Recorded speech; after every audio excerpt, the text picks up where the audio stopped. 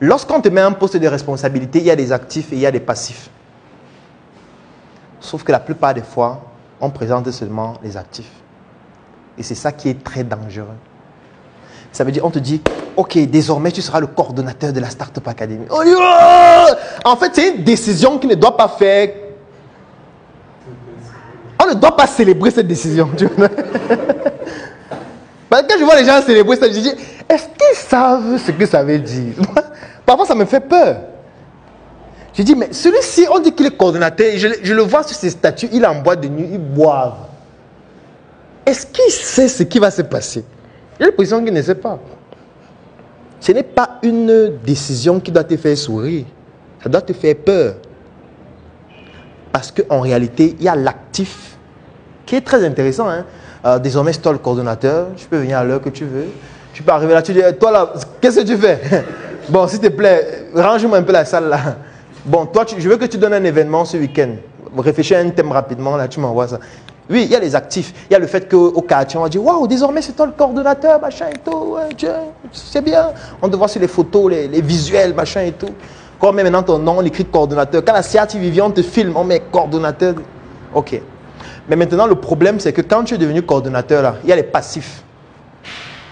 Un exemple de passif, c'est que l'assistante, là, ça fait 6 mois, elle n'a pas de salaire. Et désormais, tu es sa nouvelle responsable ou son nouveau responsable. Et quand tu vas célébrer, elle va dire, oh vraiment, félicitations, machin et tout. Oh vraiment, ravi que tu sois là désormais avec nous et tout. Ils vont célébrer, tu vas lui donner à boire, il n'y a pas de souci. Sauf que la semaine qui suit, elle va venir avec un document sur ta table. S'il te plaît, pour mes 6 mois d'arrêt de salaire là, comment ça va donc se passer? Tu vas dire non, ça ne me concerne pas. Moi, je suis le nouveau ou la nouvelle coordonnatrice. Ce qui s'est passé avant. Non.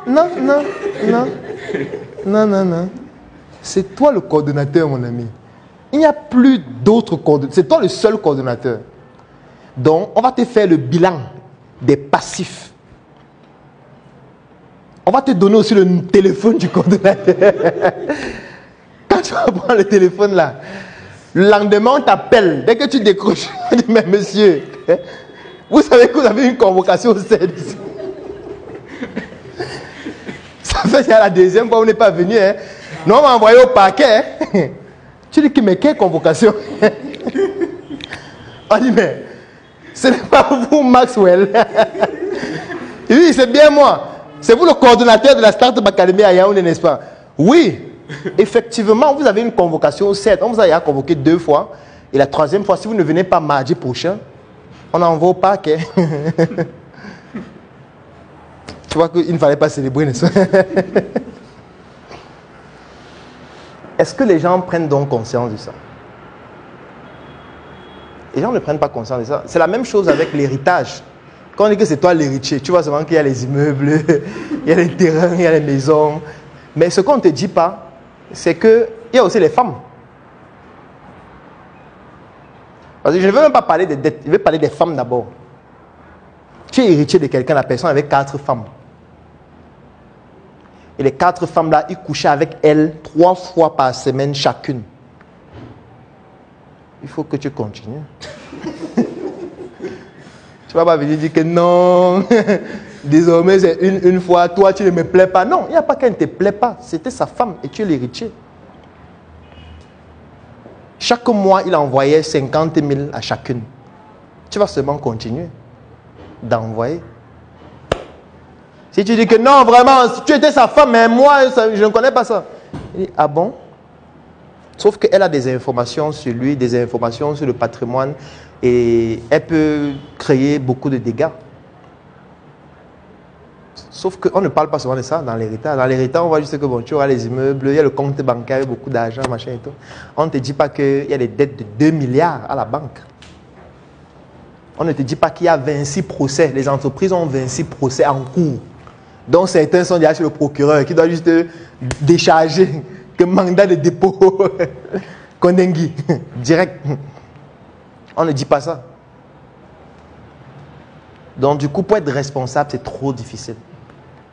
Il faut évaluer tout ça. Et vous voyez que depuis là, je ne parle pas d'être compétent. Ce n'est pas l'élément le plus important. Tu peux être compétent et tu n'es pas capable de prendre les bonnes décisions. Tu n'es pas capable de réagir, de te battre émotionnellement pour faire face à certains problèmes. Tu n'es pas capable de gérer des équipes. Et c'est ça que je leur expliquais. Donc, parfois, c'est ça le problème. Et c'est pour ça que ça doit se faire par échelon.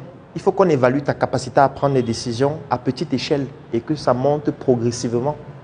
Sinon, on ne peut pas te donner des décisions plus importantes à prendre à un poste de responsabilité plus délicat. La compétence, c'est la dernière chose. C'est pour ça que vous n'allez pas comprendre que parfois, si on prend même la gestion du pays, vous allez dire, oh, tel il est incompétent, on le nomme toujours. Il est nul, tout le monde sait qu'il est nul, mais c'est toujours lui qu'on nomme. Bah, peut-être qu'il a les informations sensibles qu'on ne veut pas qu'il se balade avec comme ça partout, en étant frustré qu'on n'a pas nommé. Alors, si quelqu'un t'énude, les décisions que tu vas prendre sera difficile. Hein? Dès que tu veux faire un truc, un genre, il t'envoie une partie. Il dit que tu sais que j'ai la vidéo, si c'est 2h30, hein? Il t'a envoyé juste 15 minutes. Donc j'ai envie que tu me fasses un dépôt là, s'il te plaît. Dépêche-toi un peu là. Je dois aller en boîte de nuit ce soir là. Fais-moi un dépôt de 200 000 avant 19h. Tu dis non, machin, c'est injuste, machin. Monsieur, il est 18h. Si tu pouvais plutôt te dépêcher, ça devrait me plaire. Tu vois que tes décisions maintenant commencent à être dictées par rapport à quelqu'un d'autre parce qu'il te tient d'une certaine façon. Et on peut tenir quelqu'un de plusieurs manières différentes. On peut être ici à la Startup Academy. Toi, tu es mon supérieur, mais dans un autre cadre, je suis ton supérieur. Je prends un exemple. Ça peut être que nous sommes du même village et qu'au village, j'ai un rang supérieur au tien. Mais sauf qu'on se retrouve dans la même entreprise où tu es mon supérieur. Tes décisions seront difficiles, hein, me concernant. Parce que la décision que tu prends au sein de l'entreprise aura une influence sur la décision que moi je prends au village, sur toi. Ça peut être qu'on est au sein de l'entreprise. Toi, tu es le coordonnateur de la Startup Academy. Moi, je suis peut-être l'assistant de direction. Mais sauf que nous sommes dans une même loge. Et dans la loge, je suis ton patron. Comment tu fais pour prendre les décisions, me concernant? Ce sera difficile. Hein? Et dès que tu prends une décision, j'allais dire, ah bon? Ok. N'est-ce pas, on sera à la loge ce soir. Les décisions sont complexes parce qu'elles prennent en considération beaucoup de paramètres. Je prends un exemple. Toi, tu es peut-être à la Startup Academy et tu sors avec Adi. Adi est assistant, toi tu es coordonnateur. Ce sera difficile. Parce que chaque fois que tu vas dire à Adi que mais je t'ai dit de ne plus venir en retard, non? Elle va te dire que mais je pense qu'on a dormi tard hier. Tu ne trouves pas que quand on dort à 3h du matin, c'est normal que je me réveille un peu tard. Qu'est-ce que tu fais? C'est difficile, n'est-ce pas? Voilà. Donc parfois quand vous voyez les gens prendre des décisions qui n'ont aucun sens, ce n'est pas que ça n'a aucun sens, ça a un grand sens. C'est juste que c'est toi qui ne comprends pas le sens. Toutes les décisions ont un sens cohérent. C'est juste que toi, tu ne comprends pas. Si la personne s'assoit et t'explique ce qui se passe, tu vas comprendre que sa décision est cohérente, logique, pertinente. C'est juste que comme toi, tu es en externe, tu analyses de manière rationnelle. Tu analyses de manière logique. Sauf que tu n'as pas tous les éléments de l'analyse. C'est pour ça que tu as l'impression que la personne ne comprend pas ce qu'elle fait. C'est pour ça que je dis que tout le monde est intelligent. Il n'y a pas quelqu'un qui est bête. Il peut peut-être être bête sur un point donné, sur un référentiel précis. Si on dit l'astrophysique, oui, là peut-être c'est un con, il ne comprend rien en astrophysique. Mais si on veut prendre de manière globale avec les intelligences multiples, tout le monde a un angle d'analyse pertinent en fonction de sa logique. Hein. Tout le monde. Tout le monde. Moi je dis toujours qu'il y a beaucoup de fous en route, non? Mais est-ce que vous avez déjà vu un fou plonger en route pour que la voiture roule sur lui? Ça veut dire qu'il réfléchit. Ou rien. Est-ce que tu as vu un fou parce qu'il est fou, il court, il plonge en route de camion, roule sur lui? Non. Quand il voit le camion, il se recule. Ça veut dire qu'il sait que ça tue. Il n'est pas fou. En réalité, qu'est-ce qui nous dit que ce n'est pas nous qui sommes même fous et que lui, il est normal? Rien ne nous dit ça. Comme j'ai un ami qui me disait une fois que qu'est-ce qui nous fait croire que nous ne sommes pas tous dans un rêve? Et qu'un jour, la personne qui est en train d'effectuer ses rêves va se réveiller, on va disparaître. Et tu ne peux pas démontrer que c'est faux. Tu vas démontrer que c'est faux. Peut-être actuellement, si on est dans le rêve de quelqu'un, et il dort juste, son rêve fait 50 ans. Son sommeil fait 50 ans. Donc quand il va dormir 50 ans, il se réveille, nous tous on disparaît. Ou peut-être dans le rêve, toi tu meurs peut-être à 2 ans, lui à 5 ans, lui à 7 ans, mais de toutes les manières, après 50 ans, nous tous on sera morts. Après les autres qui sont dehors là, ils sont dans le rêve de quelqu'un d'autre, qui à tout moment on va se réveiller. Et après on peut le toucher, se réveille avant, et puis vous mourrez dans un bus.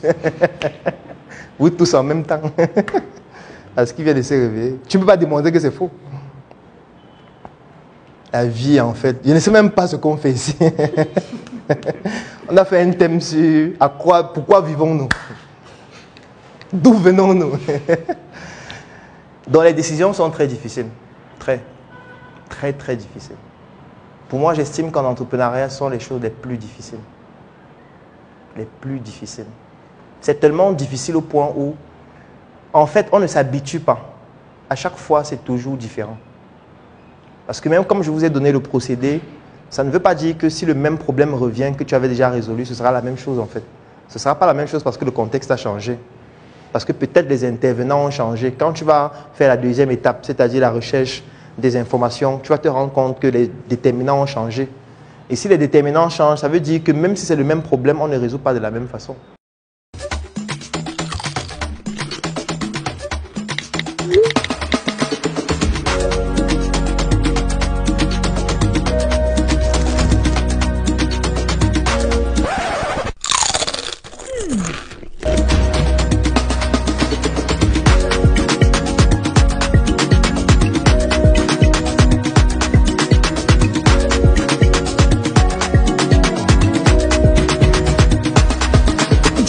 Savourez la joie de vivre à chaque croc. Disponible dans tous les supermarchés.